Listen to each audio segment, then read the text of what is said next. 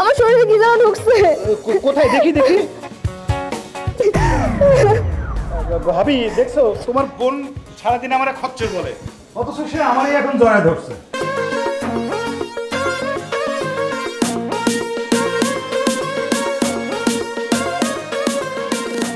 শালি তো মনোযোগ দিয়ে পড়ছো তাই না? আরে তো কি বলি বিয়ান, তুমি খুব মনোযোগ দিয়ে পড়ছো তাই না? আমরা বলছো দেখা নিবা, আমি তোমারে দেখাচ্ছি মতো।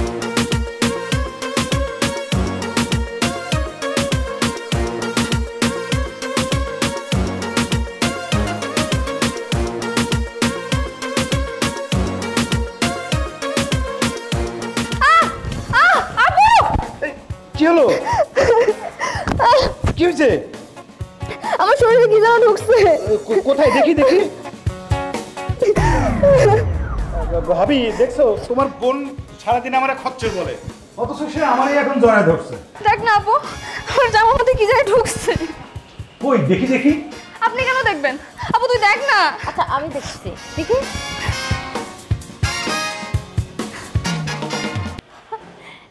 এটা তো প্লাস্টিকের একটা তেলাপোকা, এটা দেখে মানুষ এইভাবে ভয় পায়?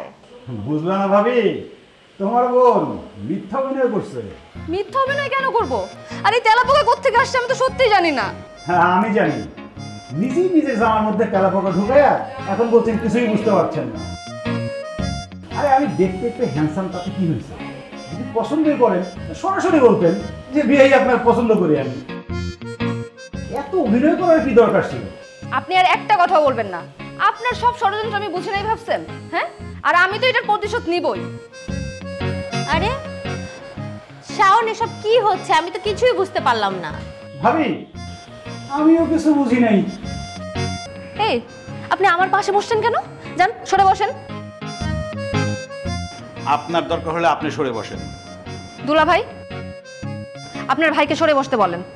ভাবি তুমি তোমার বোনকে সরে বসতে বলো। শাওন, মিষ্টি, একটু থামো তোমরা। তোমাদের দুজনকে এই বাড়িতে কেন ডাকা আনা হয়েছে তোমাদেরকে আগে বলা হয়েছে ব্যাপারটা। এখন একটু দয়া করে মাথাটা একটু ঠান্ডা করো, তারপরে সবাই মিলে একটা বুদ্ধি বের করো কীভাবে দুই পরিবারের মুরব্বীদেরকে আমাদের এই দুজনের বিয়ের ব্যাপারটা জানানো যায় আর তাদেরকে ম্যানেজ করা যায়। আমার মাথায় একটা বুদ্ধি আসছে। কি বুদ্ধি? বুদ্ধিটা হলো, দোকানে আগে কাপড় কিনতে গেলে ট্রায়াল দেয় না, ব্যাপারটা অনেকটা ওরকম। তোমার বোনকে বউ সাজিয়ে আগে আমাদের বাসায় পাঠাবো, বকা জকা যা খায় সব তোমার বোনের উপর দিয়ে যাবে। তারপরে ঠান্ডা হলে আমি তোমাদেরকে সাথে করে নিয়ে বাসায় ঢুকবো। আর মিষ্টি তখন কি করবে?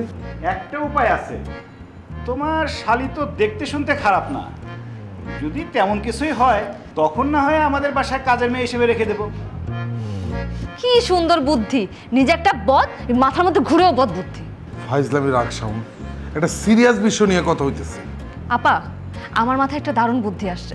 তোর মাথায় আবার কি বুদ্ধি আসলো? আপু, তোর দেবরকে আমাদের বাসায় পাঠিয়ে দে। আব্বার কাছে গিয়ে বলবে যে সে তোকে বিয়ে করতে চায়, আর কিন্তু সে বিসিএস ক্যাডার না। এই কথা যখন আব্বা শুনবে তাকে পিটিয়ে একদম তক্তা বানিয়ে ফেলবে, তখন যে কি মজা হবে।